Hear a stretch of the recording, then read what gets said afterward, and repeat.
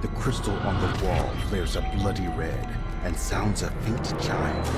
You can hear the same noise coming from upstairs through the holes in the ceiling.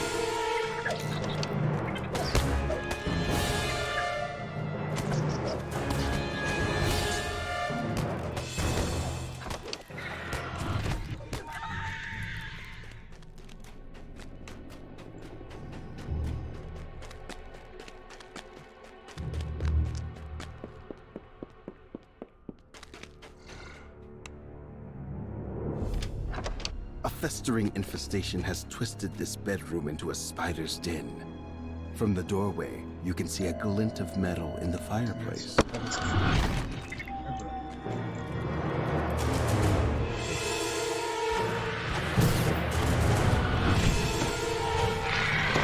slime disappears like a toxic bubble in the room.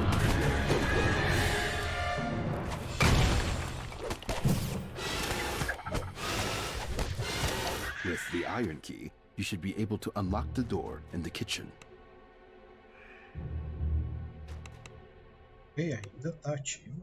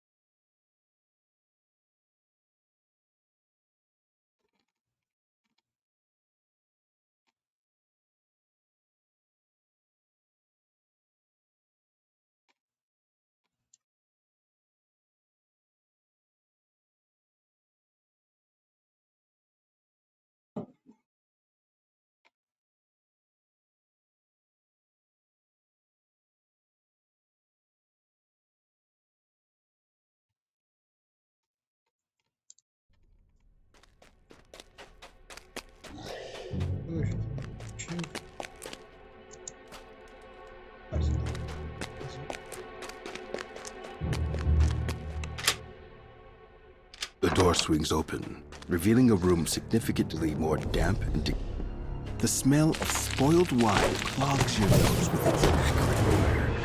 You nearly trip on a bloody, dismembered body in the center of this chamber.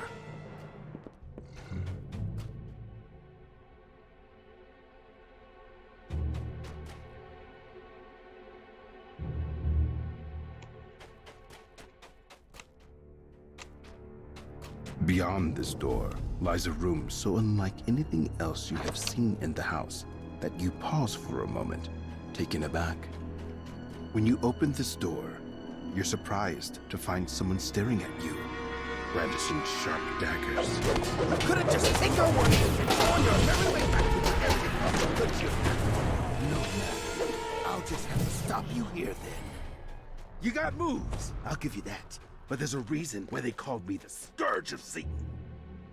Whew. Where did you say you were from again? They're not just any food. Those idiots set me up. The assassin falls to his knees. It's your lucky day. You get to watch Ned Snakeshaft, the best assassin in these parts, die. With one last gasp, the assassin crumples into a silent heap on the musty wood flooring. Lanterns and supportive structures line this musty underground passage, suggesting the presence of human activity below. You emerge into a dingy, wet cavern with boxes and containers lining its walls. More smugglers stack their goods alongside the other merchandise. A robed figure turns toward you and shudders with surprise. "I knew that rogue was useless," he says. "Why our contact in town sent him to distract you is beyond me." The apparent leader of the smugglers glares at you. "We can't let you leave alive, now that you've discovered our operation. You should have heeded our warning to let this house runs half a chance." The wizard vanishes, but his copies simmer into in his place. You'll be dead long before you can see through my influence. Your attack strikes first, and the wizard doubles. "How can this be?" he asks in a pained voice. Before he can run away, you strike him one last time. The remaining smugglers scramble out of the cavern, presumably headed to the ship where the rest of their operation waits. The gang will get their due in good time. For now, you content yourself with plundering the smugglers' wares. That should make up for the treasure you have been promised. Caraca, daí eu vou fazer o outro. A decrepit house stands atop the cliffs. A stiff wind blows in off the waves, carrying the briny stink of churning salt water.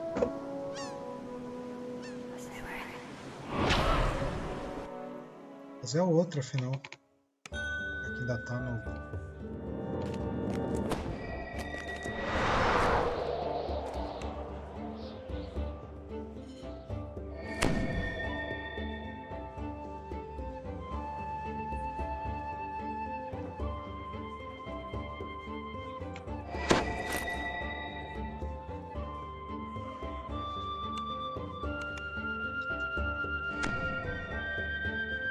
ainda tem 20%, vou fazer lá. Bora lá.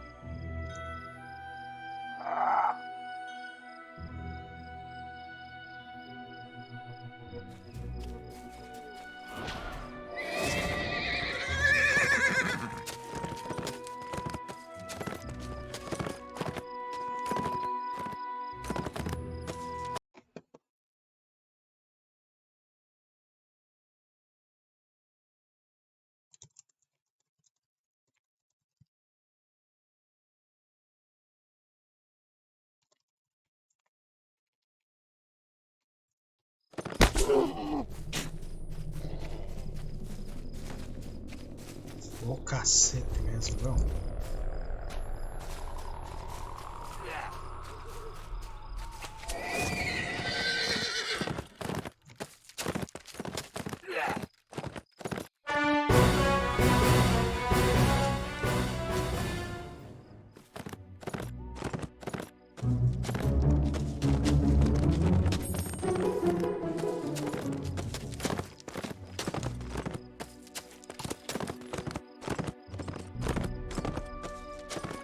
Within the distance of just a few short steps, the temperature plummets and snow covers the ground. Whatever caused this sudden change in climate surely wasn't natural.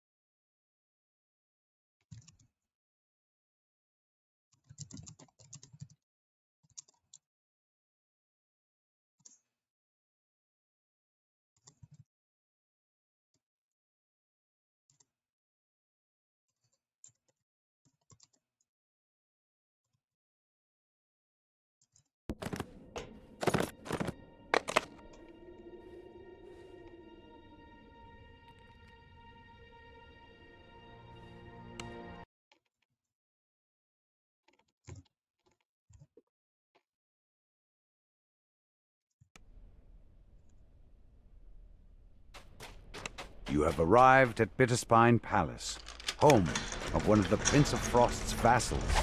You proceed with caution. Whether you're expected by the Baroness or not, the Prince of Frost's cold reputation is known throughout the Feywild. The Prince of Frost stands before a throne overlooking the crowded ballroom, the Baroness beside him. However, the third throne on the dais stands empty. The air chills as the Archfey points a finger toward you. Why have you disturbed me with your presence, Outlander? If I may, my prince, says the Baroness, a connection in the Summer Court sent word of the Outlander's arrival. I have granted them an audience with me. I assure you, they will not disturb the ball. You're told that Osha loathes extravagant parties such as this one. He's likely to be avoiding the crowd somewhere, perhaps out on the windward balcony. The head waiter will unlock the door to the treasure vault if you take care of an ice spider that the Prince of Frost conjured to keep sleepy waitstaff on their toes. The door to the treasure vault is bolted shut.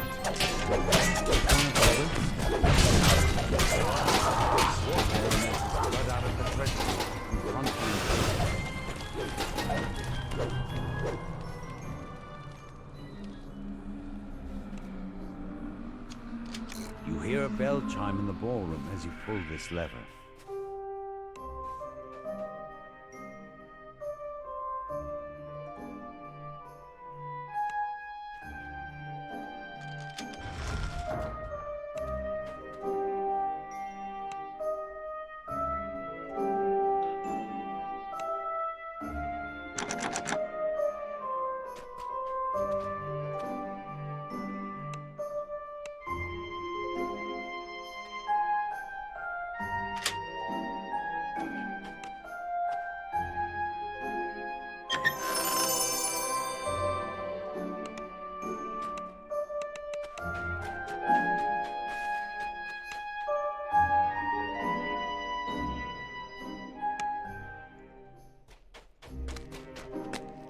You notice a bizarre painting depicting the Wintertide Ballroom.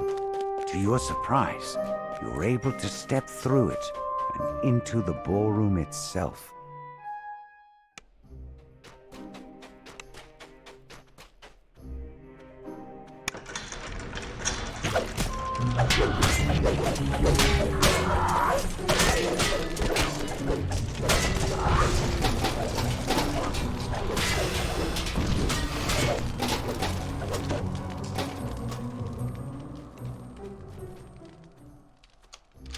You hear a bell chime in the ballroom as you pull this lever.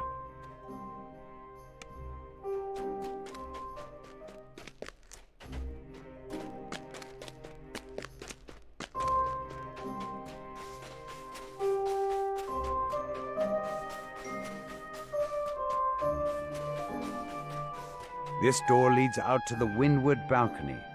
From the court advisor stares off into the distance. At the sound of your footsteps, he jolts, turns around, and lets out a dejected sigh.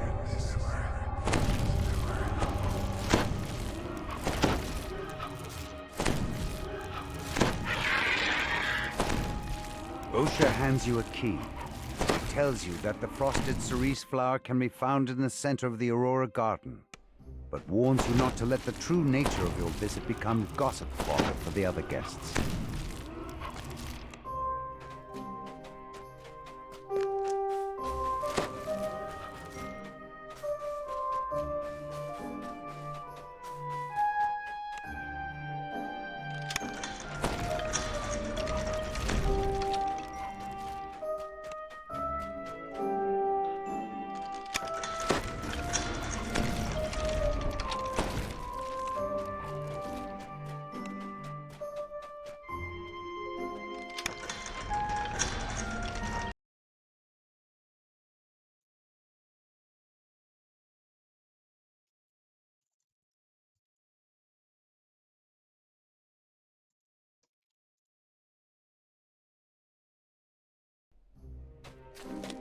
You step out into the snowy garden. A peculiar patch of grass grows in its center, along with a flower that emanates a magical, chilly aura. The flower crumples away into nothing in the palm of your hand, and instantly regrows in the soil.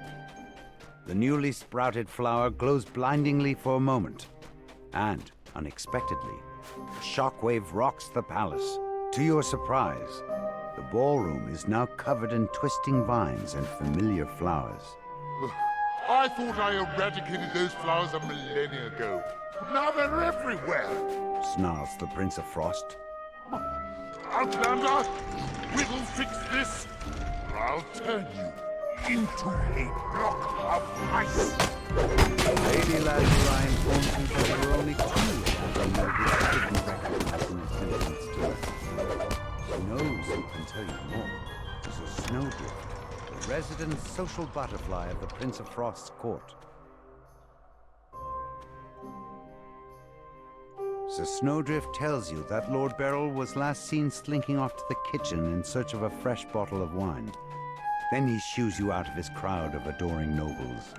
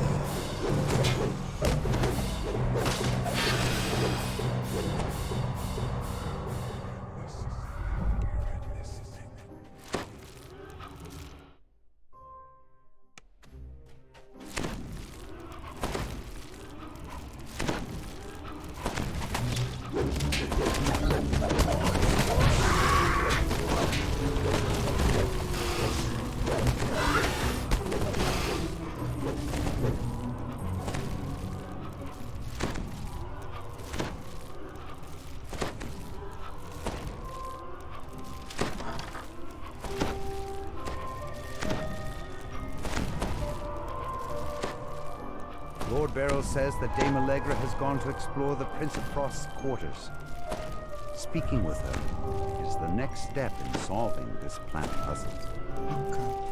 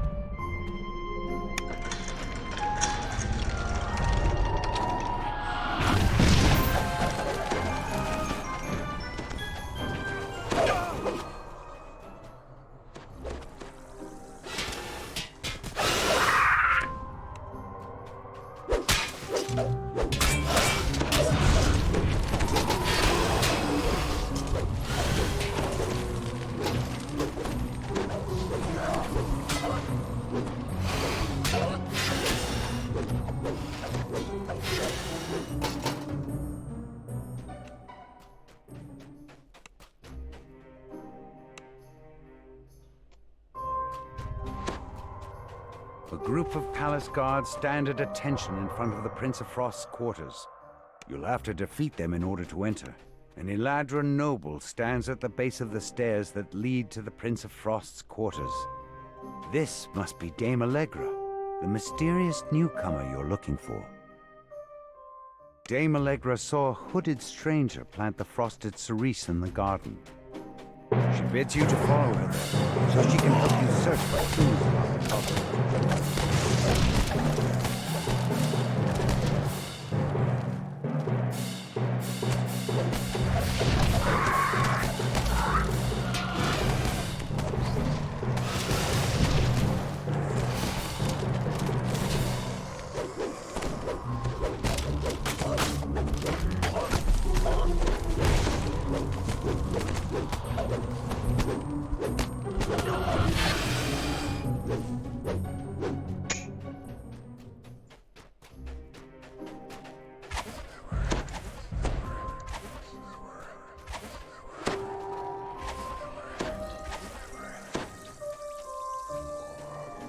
A growth of blossoming vines has sprung up around the door. And you get close.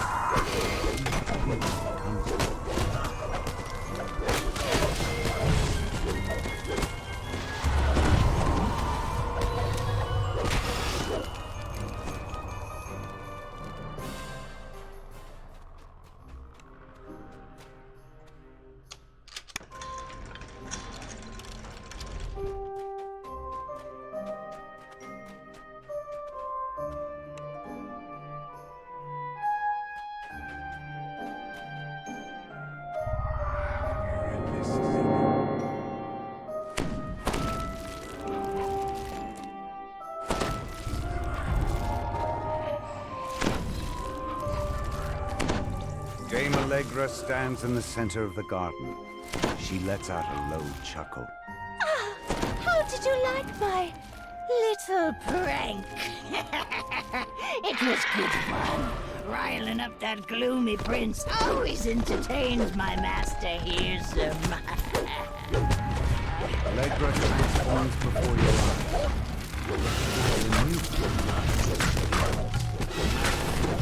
Cause such trouble for the Happy to see me, dearie. It'll be for the last time. I think that's enough haunting for one day. I'll let my pretty pet finish you off.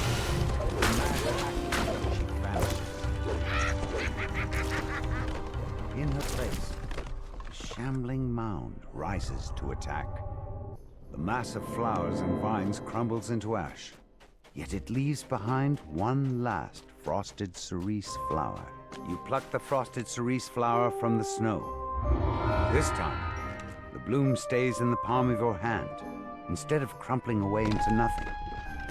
Return to the Baroness to tell her what happened. Though the prince himself would never admit to it, the Baroness tells you what you in debt for thwarting the Night Hag's scheme. And now that you have the frosted cerise, you're one step closer to waking Lord Arden.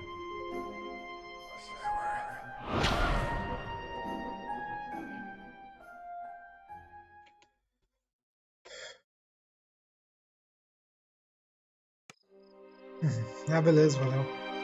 Uma dessas.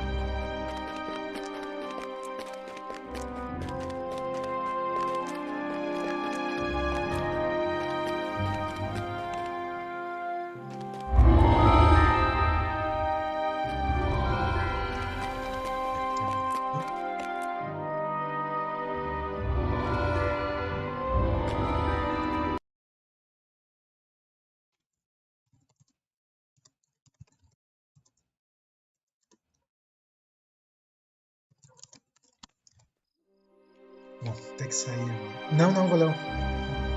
Só. Não tenho. Não lido muito, não. Não tenho interesse, valeu. Por hoje é isso aí. Só que eu vou ler em meia hora ou nem isso. Eu vou ter que sair. Falou!